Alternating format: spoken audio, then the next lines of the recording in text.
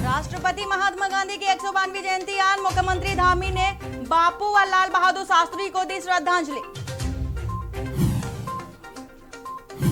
देहरादून में सीएम धामी ने शहीद राज्य आंदोलनकारियों को किया नमन, अर्पित की श्रद्धांजलि, कहा शहीदों की बलिदान से ही मिला नया राज्य। हरीश रावत की कम हो सकती है जिम्मेदारी, हाईकमान रावत को पंजाब प्रभारी पद से कर सकता है मुक्त, उत्तराखंड में चुनाव को देखते हुए लिया जा सकता है फैसला। उत्तराखंड में जल्द आएगी नई खनन नीति, कैबिनेट बैठक में रखा जाएगा प्रस्ताव, नीति का प्रस्ताव मंत्रिमंडल की बैठक में लाया जाएगा। पौड़ी में महिला एवं बाल विकास संस्थान की अध्यक्षा की मुहिम, पहाड़ों की महिलाओं को सशक्त बनाने की तैयारी। उत्तराखंड में कोरोना के 13 नए मामले, एक संक्रमित की मौत। राज्यों में अब तक कोरोना के 3,43,550 मामले आए सामने। देख रहे हैं के न्यूज़, खबरों का सारथी। नमस्कार, मैं हूं वंदना पांडे और आप देख रहे हैं के न्यूज़ इंडिया। खबर देहरादून से है, जहां पर राष्ट्रपिता महात्मा गांधी की 192वीं जयंती के अवसर पर मुख्यमंत्री पुष्कर सिंह धामी गांधी पार्क देहरादून पहुंचे, जहां उन्होंने राष्ट्रपिता महात्मा गांधी की प्रतिमा पर माल्यार्पण कर उन्हें श्रद्धा सुमन अर्पित किए। इस दौरान उन्होंने पत्रकारों से बातचीत में कहा कि गांधी जयंती के अवसर पर पूरे प्रदेश भर में स्वच्छता के कार्यक्रम आयोजित किए। इसके साथ ही मुख्यमंत्री ने लाल बहादुर शास्त्री का भी स्मरण किया। साथ ही साथ उन्होंने ये भी कहा कि सरकार जय जवान जय किसान के शास्त्री जी के नारे के तहत किसानों और जवानों का उत्थान कर रही है और आगे भी इस अवसर पर लगातार कार्य करती रहेगी।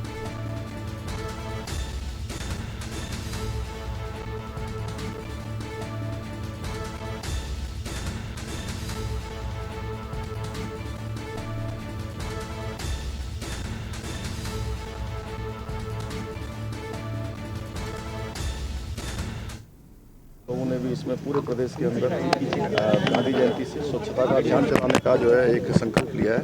पूरे प्रदेश के अंदर स्वच्छता का अभियान चलाएंगे और साथ साथ आज लाल बहादुर शास्त्री जी की भी जयंती है, उनको भी हम नमन करते हैं। जो उन्होंने नारा दिया था जय किसान जय जवान, उसको जो है आगे बढ़ाएंगे और जवानों के क्षेत्र में, किसानों के क्षेत्र। मुख्यमंत्री पुष्कर सिंह धामी ने आज शहीद स्थल देहरादून में उत्तराखंड राज्य आंदोलनकारी शहीदों को श्रद्धांजलि अर्पित की है। इसके दौरान सीएम ने कहा कि उत्तराखंड राज्य आंदोलनकारियों के संघर्ष के कारण ही हमें नया राज्य मिला है और उत्तराखंड को देश का आदर्श राज्य बनाने के लिए हम सभी को एकजुट होकर कार्य करना है।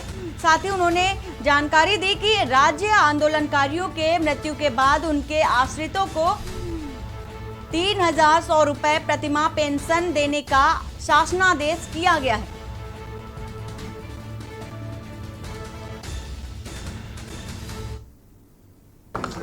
हमारा शहीद स्मारक, हमारा ये स्मारक हमारे उत्तराखंड आंदोलनकारियों का, हमारे शहीदों का ये एक स्मृति स्थान है और हम लोग प्रत्येक वर्ष यहाँ पर स्मृति के रूप में मनाते हैं। हमने सभी हमारे शहीदों को मैं नमन करता हूँ, जिनके कारण से ये उत्तराखंड राज्य बना। और आज के इस दिवस पर हम संकल्प लेते हैं कि हम उत्तराखंड के शहीदों के सपनों के अनुरूप उत्तराखंड राज्य को आगे बढ़ाएंगे। अभी हमने पिछले दिनों उत्तराखंड आंदोलनकारियों के बीच में से बात आई थी कि उनके आश्रितों को जो हमारी पेंशन है उनके आश्रितों को भी दी जाए। उसके लिए हमने शासनादेश कर दिया है। अब आश्रितों को, पति पत्नी दोनों को उत्तराखंड के आंदोलनकारियों को मिलने वाली पेंशन उनके लिए भी लागू रहेगी। इसके साथ साथ बीच बीच में हमारे उत्तराखंड आंदोलनकारियों के भाइयों की तरफ से लगातार ये बात आई थी कि कुछ लोग इसमें छूट गए हैं, तो उसकी चिन्हीकरण के लिए भी हमने इस वर्ष जो है समय सीमा बढ़ा दी है, जो कि 2017 में बंद हो गई थी, उसको पुनः बढ़ाया 31 दिसंबर। खबर पौड़ी से है, जहां बीते कई सालों से पहाड़ों में महिला एवं बाल विकास संस्थान की अध्यक्ष अनुकृति गुसाई महिलाओं को आगे बढ़ाने के लिए लैंसडाउन विधानसभा क्षेत्र में सक्रिय है। क्षेत्र में कंप्यूटर और सिलाई केंद्र खोलकर जनता के बीच अपनी उपस्थिति दर्ज करा रही हैं। वहीं उनका कहना है कि महिलाओं को सशक्त बनाने के लिए सिलाई केंद्र और युवाओं को कंप्यूटर शिक्षा मुफ्त में दी जाएगी। उनकी क्षेत्र में लगातार बढ़ती सक्रियता से राजनीतिक दलों में खलबली मची हुई है।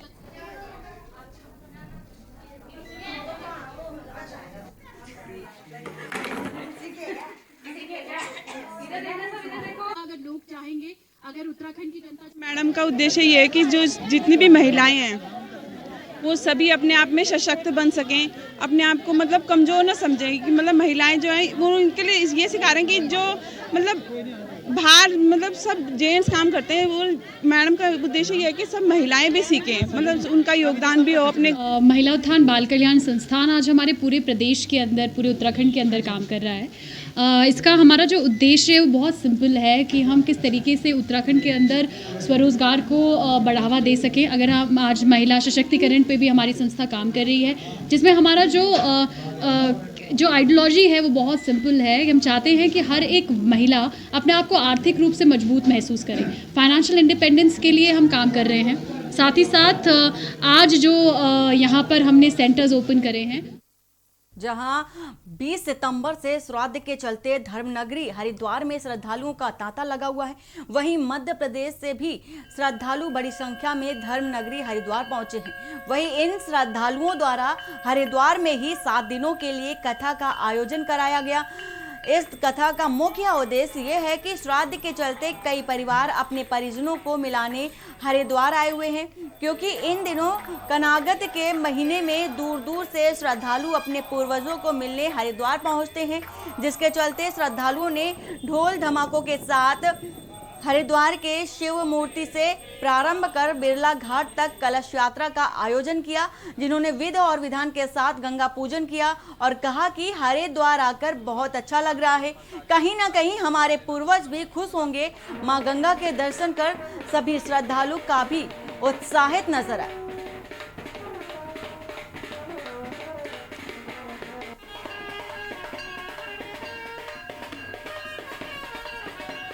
एक ही बार पितृपक्ष आता है।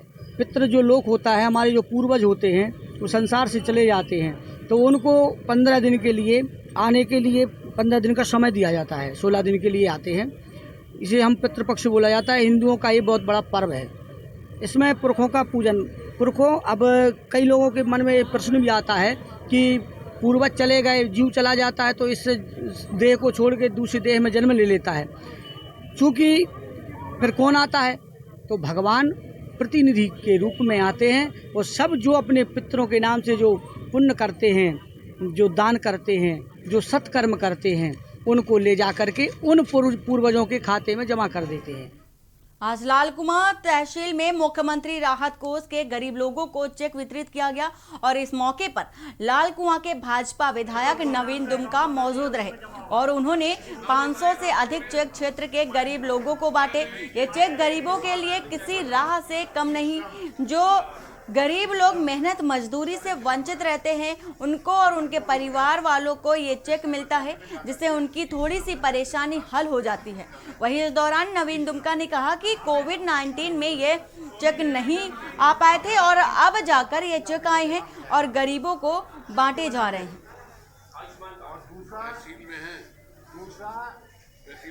5 लाख रुपए तक के एक दावेदारी करने में मुझे कोई आपत्ति नहीं है। मेरा अपना काम है, अपना आधार है, अपना जनता के साथ सीधा संपर्क है। वो मेरा अपना जो एक अपना नेटवर्क होता है वो है। बाकी इतना मैं जरूर कहूँगा, जो बाहर से आकर कर रहे हैं उनकी अपनी विधानसभाएं होंगी। अगर कुछ किया है उनने समाज की सेवा और अपना कुछ आधार बनाया है, तो उनका पहला हक ये होता है कि अपनी विधानसभा में टिकट मांगें। यहाँ पर मैं भी सक्षम और वर्तमान में विधायक हूँ, हमारे और कार्यकर्ता भी हो सकते हैं, तो ये लेकिन फिर भी किसी को रोका नहीं जा सकता है। गंगा दर्शन क्षेत्र में बीते दिनों घास लेने गई एक महिला पर गुलदार ने हमला कर दिया। इस घटना के बाद ग्रामीण काफी दहशत में हैं।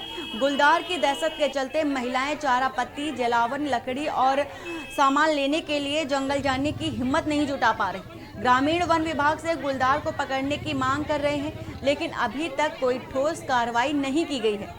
इससे नाराज होकर महिलाओं ने श्रीनगर मुरादाबाद हाईवे जाम कर दिया। इस कारण हाईवे के दोनों ओर कई किलोमीटर लंबा जाम लग गया। वहीं मौके पर पुलिस बुलानी पड़ी और प्रशासन के काफी समझाने के बाद महिलाएं हाईवे से हटी।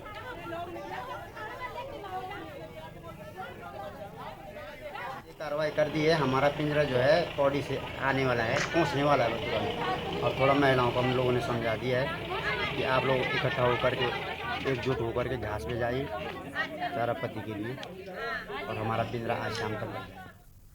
डोईवाला तहसील अंतर्गत तेलीवाला गांव में अचानक आग लगने से हड़कंप मच गया।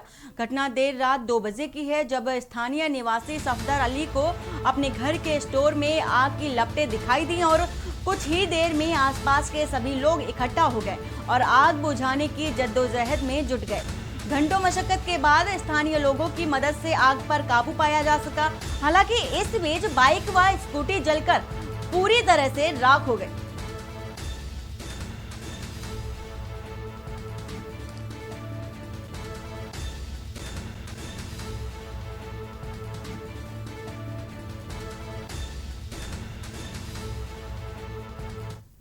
ये घटना है रात 1 बजे हम यहाँ से सब मतलब घर से अपने घर में अंदर गए सोने के लिए।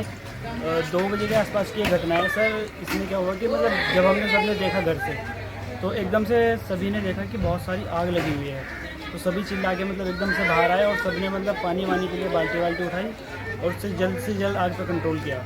और इसमें नुकसान हमारा हुआ है कि एक स्कूटी थी हमारे पास प्लेजर और एक स्प्लेंडर बाइक थी, जो कि पूरी तरह से बेकार हो गई है।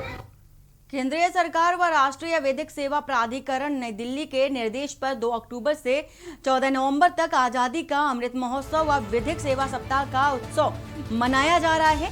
उत्तराखंड राज्य विधिक सेवा प्राधिकरण के द्वारा गढ़वाल व कुमायूं मंडल के लिए 2 विधिक सेवा रथों को सैयद गुफरान विशेष कार्याधिकारी उत्तराखंड राज्य विधिक सेवा प्राधिकरण ने हरी झंडी दिखाकर रवाना किया है।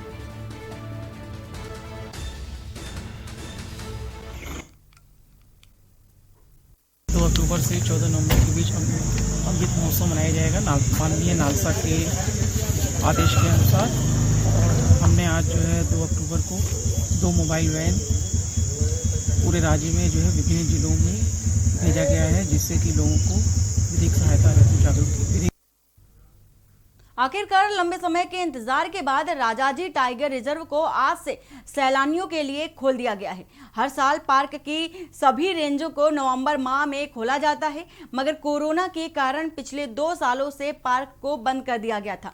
पार्क में सफारी चलाकर जीवन यापन करने वाले लोगों की मांग पर पार्क प्रशासन 1.5 महीने पहले इन गेटों को खोला जा रहा है। और राजाजी टाइगर रिजर्व के निदेशक DK सिंह ने बताया कि NTCA की गाइडलाइन के अनुसार ही पार्क को पर्यटकों के लिए खोला गया है।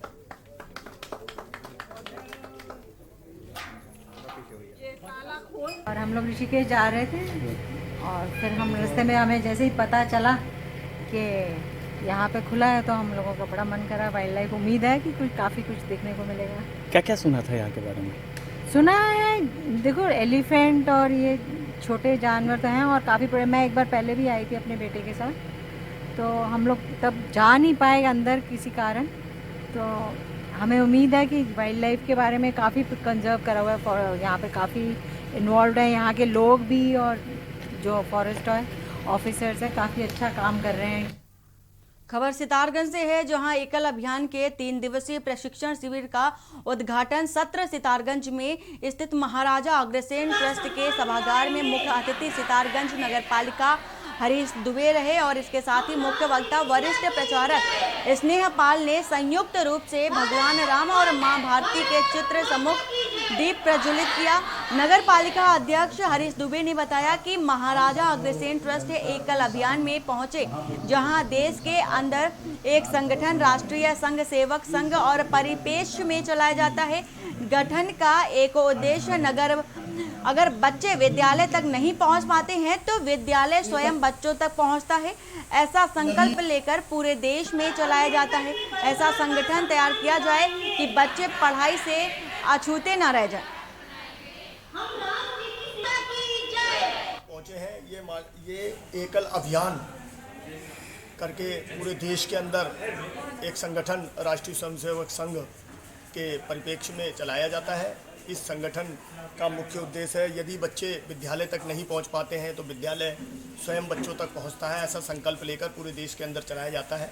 आज यहाँ आचार्य वर्ग लगा हुआ है। ये 4 अक्टूबर तक चलेगा और जिस कार्यक्रम में आज मैं उपस्थित होता हूँ, मुख्य उद्देश्य ये रहता है कि ऐसा संगठन तैयार करा जाए कि कोई बच्चे जो है कि पढ़ाई से अछूते ना रह जाए।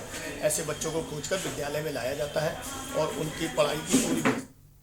खबर सितारगंज, खबर उत्तराखंड से पहले आ रही है। उत्तराखंड के सितारगंज से, जहां आज से सरकारी धान क्रय केंद्रों पर सरकारी समर्थन मूल्य पर धान खरीदी शुरू हो गई है और वहीं कॉमन धान का 1940 रुपए सरकारी समर्थन मूल्य सरकार ने घोषित किया है और जिलाधिकारी उधम सिंह नगर में सितारगंज में धान क्रय केंद्रों का निरीक्षण कर सरकारी समर्थन मूल्यों पर धान खरीदी करने के धान क्रय केंद्र संचालकों को निर्देश भी दिए गए हैं। उत्तराखंड की कुल सरकारी खरीदारी की बात करें तो खरीदारी का 60% धान उधम सिंह नगर जनपद से सरकार खरीदती है।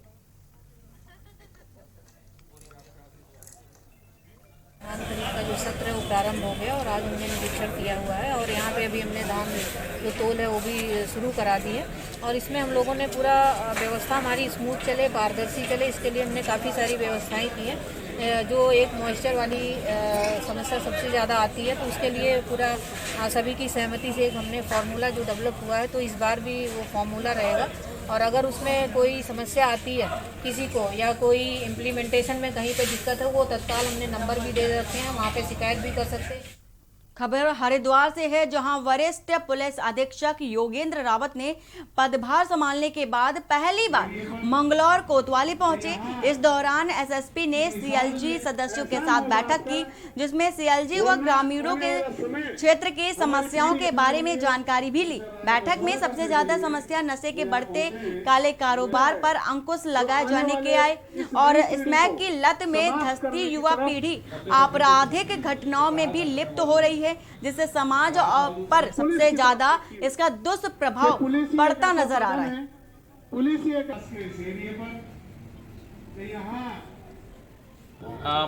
पुलिस और पब्लिक के बीच में लगातार संवाद बनाए रखने के लिए समय समय पर विभिन्न स्थानों पर सीएलजी की मीटिंग्स की जाती हैं और इसी क्रम में आज मैं यहाँ पर मंगलौर थाने में मैंने मंगलौर थाने के जो सम्मानित नागरिकगण हैं उनके साथ एक बैठक करी। बैठक में पुलिस की जो अपनी बातें होती वो मैंने उनके सामने रखी और उनकी जो समस्याएं थी वो सुनी और उनके जो संभावित निराकरण थे उसके बारे में उन लोगों को बताया गया। इससे पुलिस और पब्लिक के बीच में जो गैप होता है ये ख़त्म होता है, पब्लिक अपनी बात खुल के कह सकती है और भविष्य में भी इस प्रकार की मीटिंग्स की होती रहेगी। यहाँ रुकते एक छोटे से ब्रेक के लिए, जल्द हाजिर होते हैं। आप देख रहे हैं के न्यूज़, खबरों का सारथी। खुदी को आजमाया है तो ये अंदाज आया है, खुदी को आजमाया है तो ये अंदाज आया है। तुम में भी मैं हूं, शुद्ध प्लस पान मसाला। आप देख रहे हैं के न्यूज़, खबरों का सारथी। ब्रेक के बाद आपका स्वागत है। लक्सर से खबर है। लक्सर के रायसी में हुई सिपाही की पत्नी की हत्या मामले में मृतका के मायके वालों ने कोतवाली पुलिस पर गंभीर आरोप लगाए हैं। मृत विवाहिता के परिजनों का कहना है कि कोतवाली पुलिस आरोपी सिपाही को बचाने के लिए उल्टे उन्हें ही प्रताड़ित कर रही है और इसके साथ ही उन्होंने डीजीपी और सीएम हेल्पलाइन में पूरे मामले की शिकायत भी की। आपको बता दें कि रायसी निवासी लवकेश नागर लक्सर जीआरपी में सिपाही हैं। 26 सितंबर की रात को उसकी पत्नी प्रीति उर्फ पिंकी की संदिग्ध मौत हो गई थी। मेरे पापा के बहुत पहले से दोस्त थे, जब पापा रायवाला में ट्रांसफर थे हम थाने में थे, वहीं उनके दोस्त थे। इसी वजह से उन्होंने दोस्ती के कारण हमारे मामलों में मुकदमा दर्ज कर लिया। खबर मंगलौर से है, जहां कुछ दिन पूर्व मंदिर के बंद पड़े कमरे में पुजारी का शव मिला था, जिसका खुलासा करते हुए एसएसपी ने बताया कि पुजारी की हत्या करने वाला उसका ही दोस्त है। आरोपी ने लोहे की रॉड से बिजली करंट लगाकर मौत की और पुजारी की हत्या कर दी। आरोपी ने यह भी बताया कि मृतक पुजारी जो आरोपी के साथ आपत्तिजनक संबंध बनाता था और मना करने पर चोरी के इल्जाम में फंसाने की धमकी भी देता था।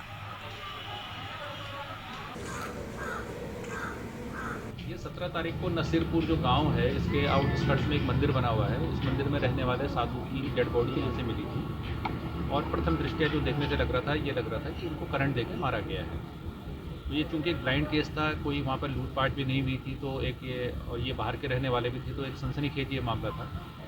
इस पर कई एंगलों पर काम किया गया, जितने भी संभावित पुलिस के मोटिव्स हो सकते हैं वो हमने सारे इन पर काम किया। तो अंततः जो बात घूम फिर के निकल के सामने आई वो ये आई कि ये जो बाबा थे इनके थोड़ा सा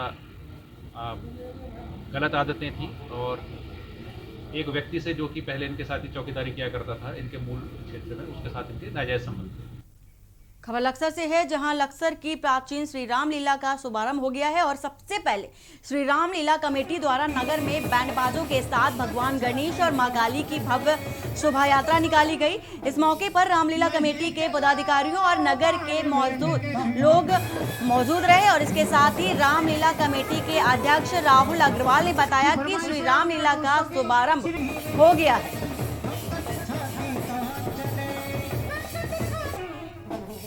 नहीं चला बाण भयंग के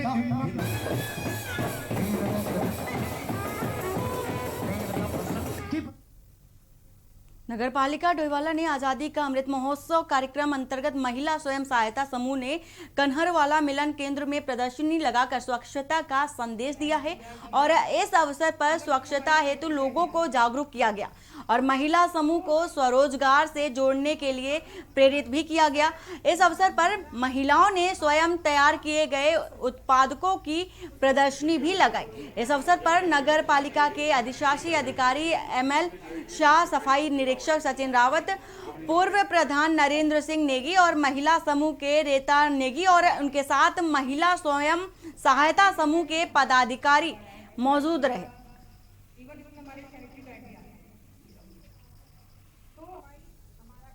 ताकि भारत सरकार द्वारा और राज्य सरकार द्वारा स्वच्छ भारत मिशन के अंतर्गत ये विभिन्न नगर पालिकाओं द्वारा जो है लोगों को अवेयरनेस करने के लिए ये कार्यक्रम हमारे द्वारा कराया जा रहा था। इसके लिए शासन द्वारा ही तिथि निर्धारित थी, जो डोईवाला के लिए आज की तिथि निर्धारित थी। इसी क्रम में हमने जितने भी हमारे स्वयं सहायता समूह हैं उनको एवं आम पब्लिक को वहाँ पर बुलाया था। केदारनाथ धाम के लिए शुक्रवार से हेलीकॉप्टर सेवा शुरू हो गई और DGCA के निरीक्षण के बाद 6 हेलीकॉप्टर कंपनियों को उड़ान भरने की अनुमति भी मिल गई है। हालांकि केदारनाथ में मौसम खराब होने के कारण भी हेली सेवाओं को दोपहर बाद दिक्कतें हुई। पहले दिन करीब 80 यात्रियों ने हेली सेवा से केदारनाथ की यात्रा की है।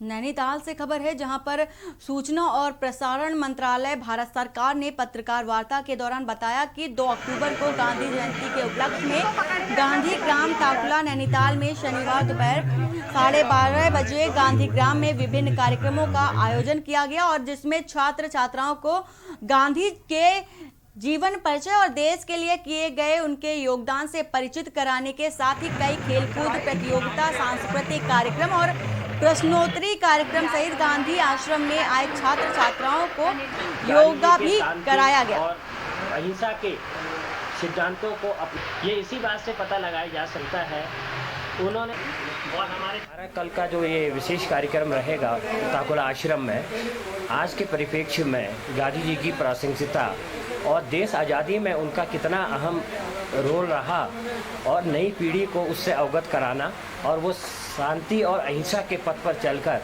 उन्होंने ब्रिटिश हुकूमत को इस देश से जड़ से उखाड़ फेंका। कार्यक्रम इसमें हमारे खेलकूद प्रतियोगिता, सांस्कृतिक कार्यक्रम, प्रश्नोत्तरी कार्यक्रम, इस तरह के हमारे ये कार्यक्रम रहेगा। योगा सेशन भी इसमें शामिल है। बुलेटिन फिलहाल इतना ही। बाकी की खबरों के लिए बने रहिए आपके न्यूज़ इंडिया के साथ। नमस्कार।